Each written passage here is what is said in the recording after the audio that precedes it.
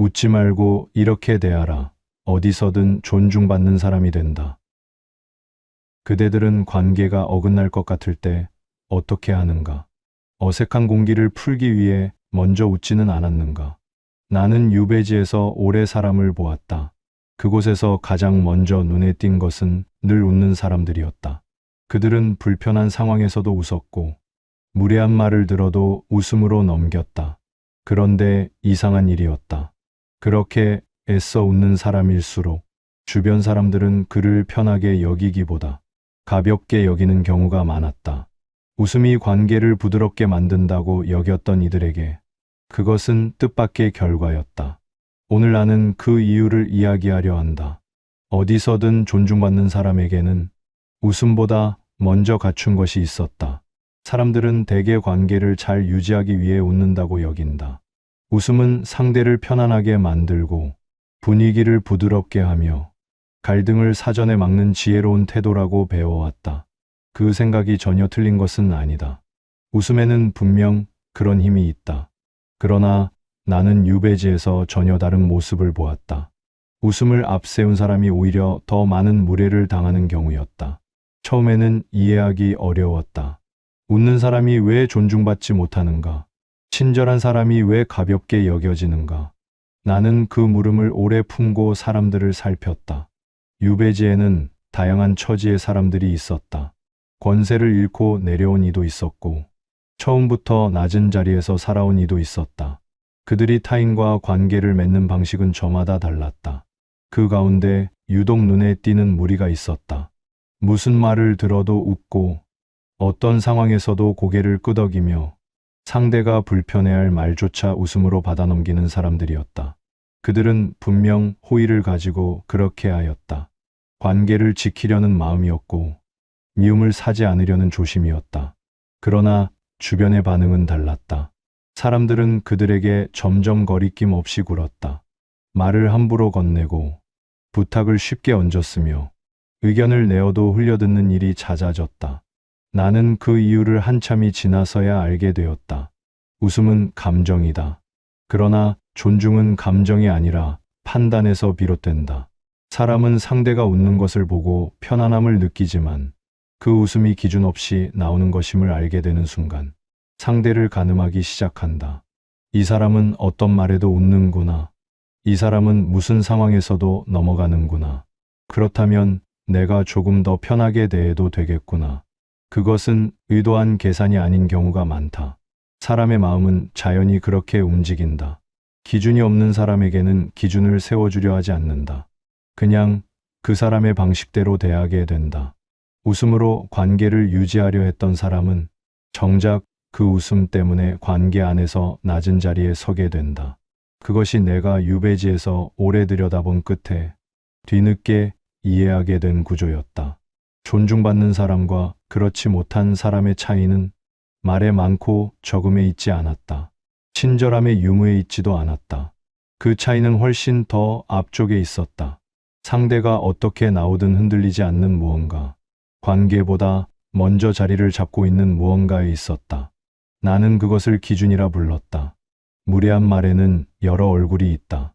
대놓고 상대를 낮추는 말도 있지만 농담처럼 포장되어 있거나 걱정하는 척 건네지거나 칭찬인 듯 끝이 비틀린 말도 있다. 그런 말을 들었을 때 사람들은 대개 두 가지 중 하나를 택한다. 맞받아쳐 분위기를 날카롭게 만들거나 웃어 넘겨 아무 일도 없었던 것처럼 만드는 것이다. 많은 이들이 후자를 택한다. 관계를 해치고 싶지 않아서, 작은 일로 각을 세우고 싶지 않아서, 그리고 무엇보다 그냥 넘어가는 것이 어른스러운 태도라고 배워왔기 때문이다. 나는 그 마음을 이해한다. 그리고 그 마음이 틀린 것이라 말하지 않겠다. 다만 나는 유배지에서 다른 것을 보았다. 웃어 넘긴다는 것은 겉으로는 관계를 지키는 것처럼 보인다. 그러나 실제로는 상대에게 하나의 신호를 보내는 것이다. 이런 말을 해도 괜찮다는 신호, 이 정도는 허용된다는 신호를 말이다. 사람은 한번 허용된 선을 기억한다. 그리고 그 선을 점점 더 밀어본다. 처음에는 가벼운 농담이었던 것이 시간이 지나면 습관이 되고 그 습관은 어느 순간 관계의 구조가 된다. 그때 가서야 불편함을 드러내면 상대는 오히려 당황한다. 전에는 웃었으면서 왜 이제 와서 그러느냐는 눈빛이 돌아온다. 무례가 쌓인 뒤에는 기준을 세우기가 더 어렵다. 처음 그 말이 건네졌을 때 그 자리에서 이미 무언가가 결정되고 있었던 것이다. 나는 유배지에서 사람들을 오래 살피며 알게 되었다. 웃음은 때로 관계를 부드럽게 만들지만 때로는 스스로를 낮추는 신호가 되기도 한다. 무례한 말 앞에서 웃지 않는 것, 그것은 싸움이 아니다. 화를 내는 것도 아니다. 그것은 다만 자신이 어떤 사람인지를 말보다 먼저 보여주는 태도다. 그 태도 하나가 상대가 그대를 어떻게 대할 것인지를 조용히 결정한다. 웃지 않는 것만으로는 부족할 때가 있다. 상대가 말을 거두지 않을 때, 같은 방식으로 거듭 대해올 때, 침묵이 오히려 묵인으로 읽힐 때가 있다. 그럴 때 필요한 것은 언성이 아니다. 길고 조리 있는 설명도 아니다. 짧고 조용하되 분명한 말 한마디다. 나는 유배지에서 그것을 잘 아는 사람을 보았다. 그는 말이 많지 않았다. 언제나 조용한 편이었고 자리에서 먼저 나서는 일도 드물었다. 그러나 누군가 그의 선을 넘는 말을 건넬 때면 그는 표정을 바꾸지 않은 채 이렇게 말했다. 그 말은 내게 맞지 않는다. 그것뿐이었다. 덧붙이지 않았다. 설명하지 않았다. 상대의 반응을 기다리며 눈치를 살피지도 않았다. 나는 처음 그 모습을 보았을 때 왜 저리 짧게 말하는가 싶었다. 더 설명해야 상대가 이해하지 않겠는가. 그런데 시간이 지나며 깨달았다. 긴 설명은 때로 상대에게 협상의 여지를 준다. 말이 길어질수록 상대는 그 안에서 빠져나갈 틈을 찾는다. 그러나 짧고 분명한 말은 틈을 주지 않는다. 그 말은 감정이 아니라 기준에서 나온 것이기 때문이다. 감정에서 나온 말은 상대를 긴장시키지만 기준에서 나온 말은 상대를 멈추게 한다. 그 한마디는 상황에 따라 조금씩 달라질 수 있다. 누군가 나의 처지를 깎아내리듯 말할 때는 그렇게 보지 않아도 된다고 말하면 된다. 상대가 내 뜻을 무시하고 제 생각을 밀어붙일 때는 나는 그리 여기지 않는다고 말하면 된다. 농담처럼 건넨 말이 거듭 불쾌할 때는 그런 말은 내게 편하지 않다고 말하면 된다. 길게 따질 필요가 없다. 왜 그런지 설명할 필요도 없다. 다만 자신이 어디에 서 있는지를 짧고 분명하게 말하면 된다. 나는 그 차이를 유배지에서 여러 차례 확인했다. 흥분하며 따진 사람은 상대의 반박을 불러왔다. 그러나 조용히 한마디를 건넨 사람 앞에서 상대는 대개 말을 잃었다. 무례를 되돌려 주려는 것이 아니라 자신이 서 있는 자리를 말로 보여준 것이었다. 그것이 상대에게는 가장 선명하게 전달되었다. 기준을 말로 세운다는 것은 자신을 지키기 위한 방어가 아니다. 관계 안에서 내가 어디에 서 있는지를 상대에게 알려주는 일이다. 그 말은 길 필요가 없다. 화가 담길 필요도 없다. 다만 흔들리지 않으면 된다. 조용하되 분명한 말. 그것이 관계의 기준을 세우는 가장 단단한 방식이었다. 말로 기준을 세웠다고 해서 모든 것이 달라지지는 않는다. 세상에는 말을 들어도 바뀌지 않는 사람이 있다. 한마디를 건넸는데도 같은 방식으로 되돌아오는 사람, 기준을 보여줬는데도 그것을 흘려듣는 사람이 있다. 그럴 때 사람들은 다시 두 가지 사이에서 흔들린다. 더 강하게 말해야 하는가? 아니면 그냥 참아야 하는가? 나는 유배지에서 그 두 가지 모두 결국 상대에게 끌려가는 방식이라는 것을 알게 되었다.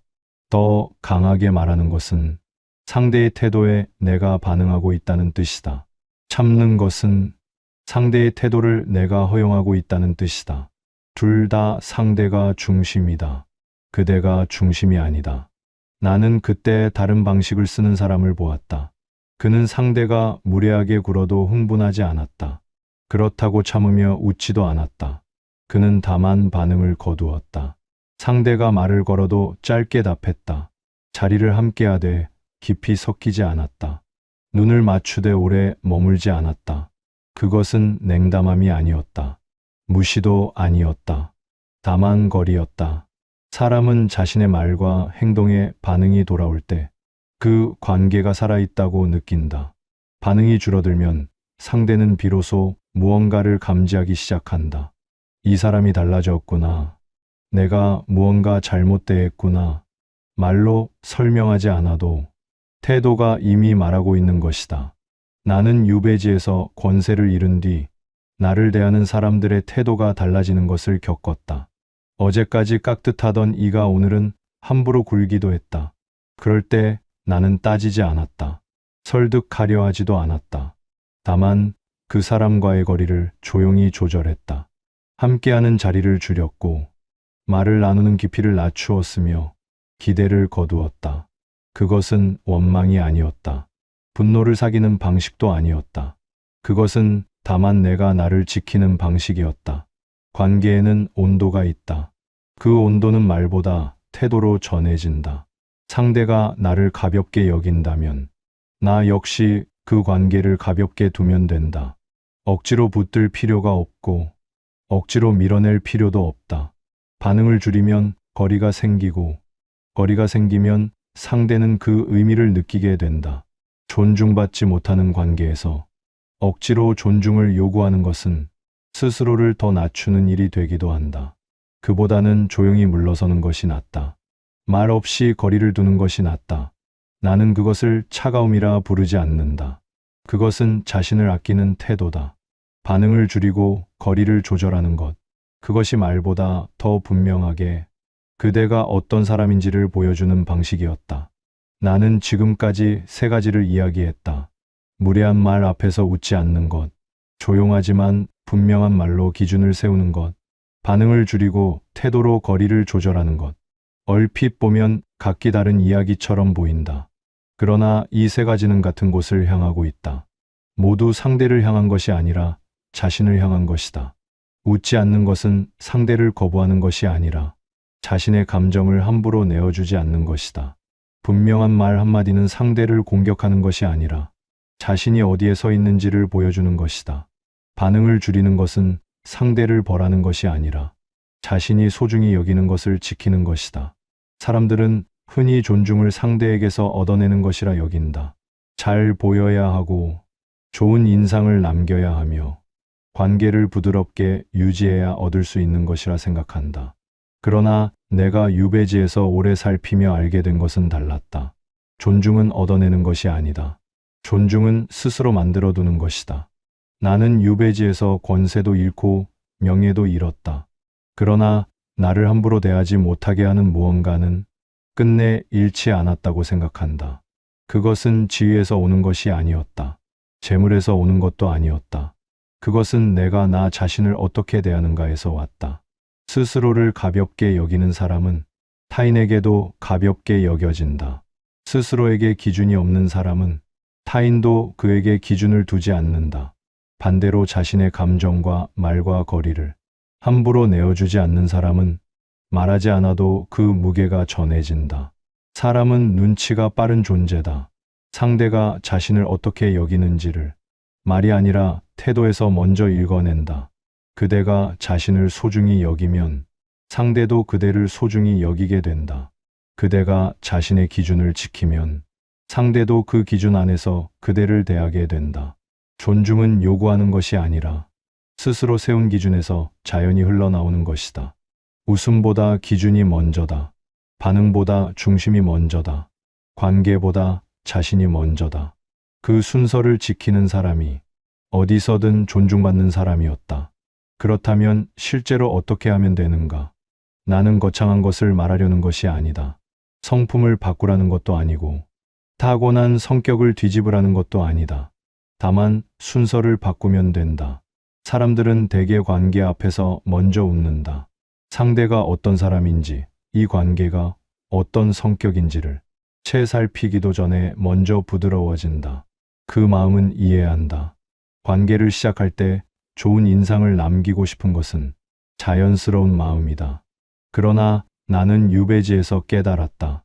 웃음이 먼저 나오면 중심이 뒤로 밀린다는 것을. 웃음이 앞서면 상대는 그대를 편한 사람으로 읽는다. 편한 사람은 쉽게 대해도 되는 사람으로 이어진다. 그것이 관계의 첫 인상으로 굳어지면 나중에 바로잡기가 어렵다. 순서는 이렇게 바꾸면 된다. 먼저 중심을 세운다. 상대의 말을 듣되 곧바로 반응하지 않는다. 동의하기 전에 잠깐 머문다. 불편한 말에는 웃지 않는다. 그 다음에 웃는다. 진심으로 기쁠 때, 진심으로 편안할 때 웃는다. 그렇게 하면 웃음의 무게가 달라진다. 언제나 웃는 사람의 웃음은 가볍다. 중심을 세운 뒤에 웃는 사람의 웃음은 무겁다. 상대는 그 차이를 느낀다. 말로 설명하지 않아도 느낀다. 나는 유배지에서 오래 홀로 지내며 말을 아끼는 법을 몸에 익혔다. 처음에는 어쩔 수 없는 사정 때문이었다. 그러나 시간이 지나며 그것이 오히려 나를 지키는 방식이 된다는 것을 알게 되었다. 말을 아끼면 말에 무게가 생긴다. 반응을 아끼면 반응에 무게가 생긴다. 웃음을 아끼면 웃음에 무게가 생긴다. 무게 있는 사람을 사람들은 함부로 대하지 않는다. 중심을 먼저 세운다는 것은 딱딱하게 굴라는 뜻이 아니다. 차갑게 대하라는 뜻도 아니다. 다만 자신이 어떤 사람인지를 상대보다 먼저 스스로 알고 있으라는 뜻이다. 내가 무엇을 불편하게 여기는지, 어떤 말이 내게 맞지 않는지, 어느 거리에서 관계가 편안한지를 먼저 알고 있으면 된다. 그것을 알고 있는 사람은 어떤 상황에서도 흔들리지 않는다. 흔들리지 않는 사람들은 자연히 존중하게 된다.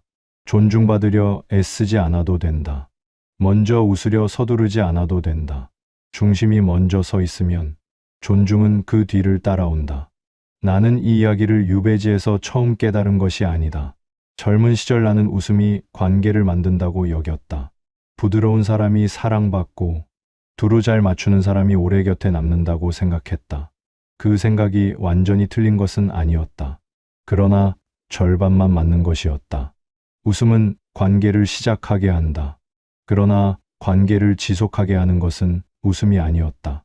나는 유배지에서 그것을 몸으로 알게 되었다. 권세가 있을 때 나를 따르던 이들이 있었다. 그들은 내가 웃으면 함께 웃었고 내가 말하면 고개를 끄덕였다. 그러나 내가 유배지로 떠난 뒤 그들 중 많은 이가 돌아서거나 사라졌다. 반면 끝까지 곁에 남은 이들이 있었다. 그들은 내가 잘 나가던 시절에도 아부하지 않았던 사람들이었다. 내 말에 쉽게 웃지 않았고 불편한 것은 불편하다 말했던 사람들이었다. 나는 그때 알게 되었다. 진심으로 나를 대한 사람은 나를 편하게만 대하지 않았던 사람들이었다는 것을. 웃음으로 관계를 유지하려 했던 이들은 관계가 흔들릴 때 가장 먼저 떠났다. 기준을 가지고 나를 대했던 이들은 관계가 흔들려도 자리를 지켰다. 존중은 편안함에서 오는 것이 아니었다. 존중은 서로가 서로의 기준을 인정하는 데서 왔다. 나는 이것을 삶의 이치라 생각한다. 사람은 누구나 존중받고 싶어 한다. 그러나 존중받기 위해 애쓰는 사람일수록 오히려 존중에서 멀어지는 경우가 많다. 존중받으려 먼저 웃고, 존중받으려 먼저 맞추고, 존중받으려 자신을 낮추다 보면 결국 상대에게 기준 없는 사람으로 읽히게 된다. 존중은 그렇게 오지 않는다. 존중은 스스로를 아끼는 사람에게 온다. 자신의 감정을 함부로 내어주지 않는 사람, 불편한 것 앞에서 흔들리지 않는 사람, 관계보다 자신의 기준을 먼저 세우는 사람에게 온다. 그것은 냉정함이 아니다. 그것은 품격이다. 품격은 타고나는 것이 아니라 매 순간의 태도가 쌓여 만들어지는 것이다. 무례한 말 앞에서 웃지 않았던 그 순간, 조용히 한마디를 건넸던 그 순간, 반응을 거두고 거리를 조절했던 그 순간들이 쌓여 한 사람의 품격이 된다. 그것이 어디서든 존중받는 사람의 진짜 모습이었다. 나는 유배지에서 긴 세월을 보내며 많은 것을 잃었다. 그러나 그 시간이 내게 가르쳐 준 것이 있다. 사람은 가진 것으로 존중받는 것이 아니라 자신을 어떻게 대하는가로 존중받는다는 것이다. 그대들이여, 먼저 웃지 않아도 된다. 먼저 맞추지 않아도 된다. 다만 자신을 먼저 아끼면 된다. 그것으로 충분하다.